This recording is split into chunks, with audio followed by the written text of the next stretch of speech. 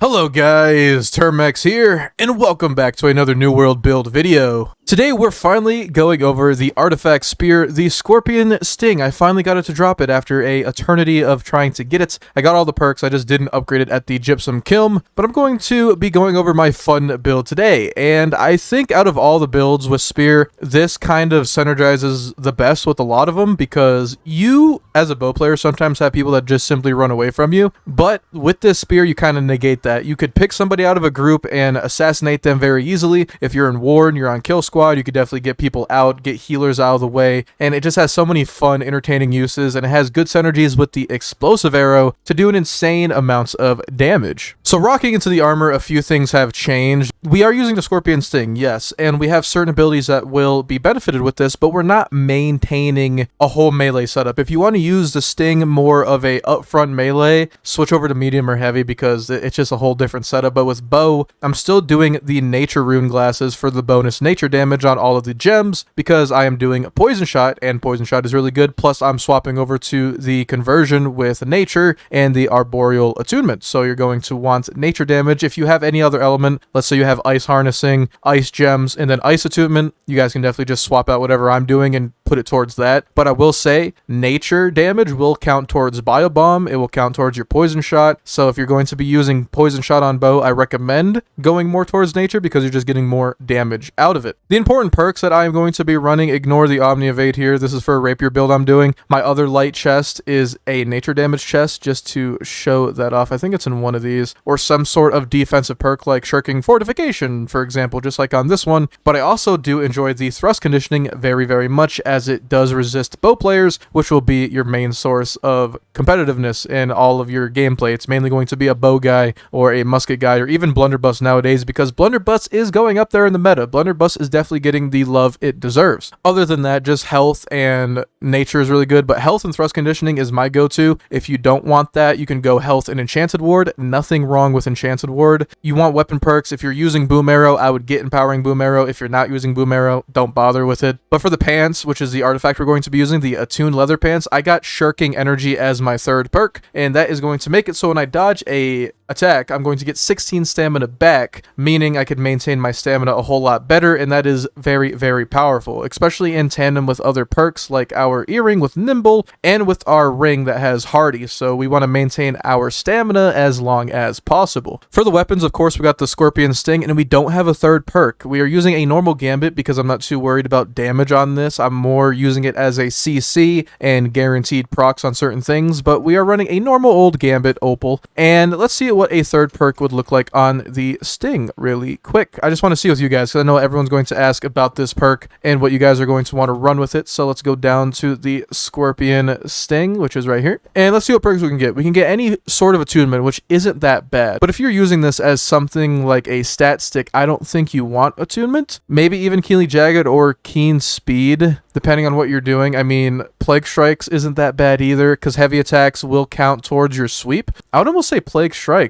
I know that's a weird one, but giving somebody that's 26% disease for 8 seconds might be good against healers. So against healers, I would get Plagued Strikes. Keenly Empowered could definitely work, or Keenly Fortified. But I say, based on what you're doing, I would get Plague Strikes first because it's anti-healer. If you want to use it more for damage, of course, go with the attunements. But after that, it's really up to you. If you want the shirkings for a little bit more damage, I guess. But that's the order of importance perk-wise that I would run with it if you're aiming to get that third perk right away. Of course, the bow is always going to be the syncretic bow. I haven't really changed this up much. I have tried some rapid shot. I might give rapid shot bow a try in the future. If you guys want to see a build on that, let me know. I've been doing a lot of dot damage with my bows, and I want to try maybe a more direct approach. I have done Void Gauntlet. I've done basically every bow combination under the sun, but maybe I need to try out a different bow. Maybe in the future video we'll go over that. But the syncretic bow, very easy to get. I do have a video on my channel, the best in slot bow farm. That's very easy. It rolls with Keenly Jagged Enchanted. You just add attunement and you're good to go. I am running the augmented arboreal rune glass on that bow, so 40% of our damage is converted into nature, and we get that 2-second nature dot. Of course, orichalcum arrows, obviously, but for the jewelry, we have amulet with shirking dot cleanse, obviously health and thrust protection. Health to maintain thrust protection for anti-bow. The ring is thrust damage to do more thrust damage. Hardy for maximum health and not to drain stamina after 2 dodges. Bloodletting for longer bleeds, which will help in tandem with our Keenly Jagged on our bow, which is very good. And if you're running Skewer on the spear, you totally could. It will extend that bleed as well. And for the earring, I have Nimble, Refreshing Toast, and Healthy Toast. I will say there's an argument to be made to be running the Regenerating Cleanse. I believe that's on earring, where when you drink a regen pot, you lose a damage over time or a debuff. If you're finding that dots are super annoying, then yes, I would definitely go for that. But at least on my server, Purifying Toast, I guarantee you it's going to be expensive as shit. Yeah,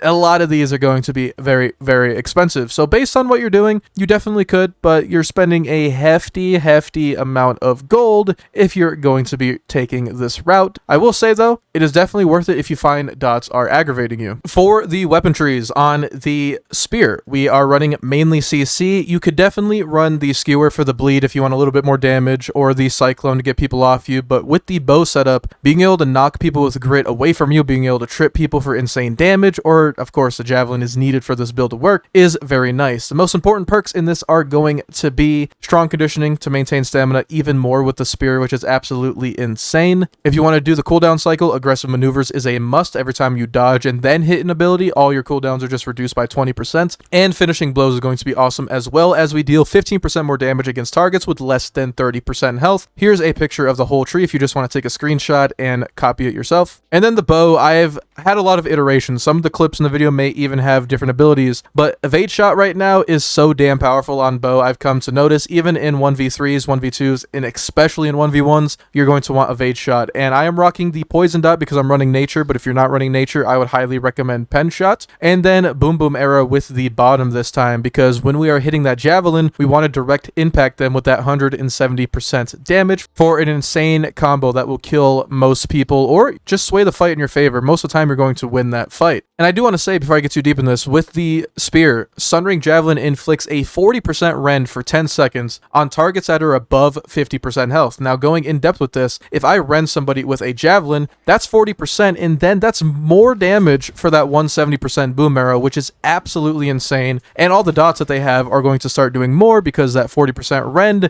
is still present even though you switch to your bow. Over into the attributes, we have 350 dex, 150 int, and 102 con. So when we do pop a con, this is expensive food, but I do it for the video. You pop the banana parfait food, and it's 150, 150, 350, and that is how you do it. If you want the logistics on how to get this exact splits, I have a video on my channel. You may have already seen it, but that is how you get these. Mainly intelligence for the bow, and honestly, if you're using spear more, maybe go 150 strength instead of the 150 intel, all dependent on what you want to do. But if I'm using bow more often, which I imagine a lot of my viewers are as well, you're going to want the 150 int, so all your elemental does a whole lot more damage. But that's really the setup, guys. The Scorpion Sting is amazing for what it does. It pulls in people, it pisses people off. I've gotten the DMs about it. You can control the battlefield, you can control OPR really. If you see a healer doing a little bit too much healing, you know, doing their job a little bit too well, yank them in, and you have a healer by themselves with 8 or 9 of your teammates around you, and most of the time you're going to get them out of that group. So it's definitely something that group should watch out for, but it's something you should also take advantage of, because in 3v3s it could really sway the tide. If your teammate's getting double teamed, spear one of them and you will just knock them on their ass. It's absolutely amazing. A lot of CC for the spear, and it's a lot better than the javelin was, because the javelin almost seemed counterintuitive, right? Somebody pushes you, you want them near you, but you push them away. So it's really weird. I think the Scorpion is a great artifact, and I hope they release more artifacts that are very game-changing in what they do mechanic-wise. But if you guys did enjoy today's video, it would mean a lot if you hit the like button down below, as it does spread out my content to more people in the New World community. And don't forget to subscribe so you never miss out on another video from me, guys. I make a lot of dexterity and bow-based content. I love y'all. Thank you for 30,000 subs, and I'll see you guys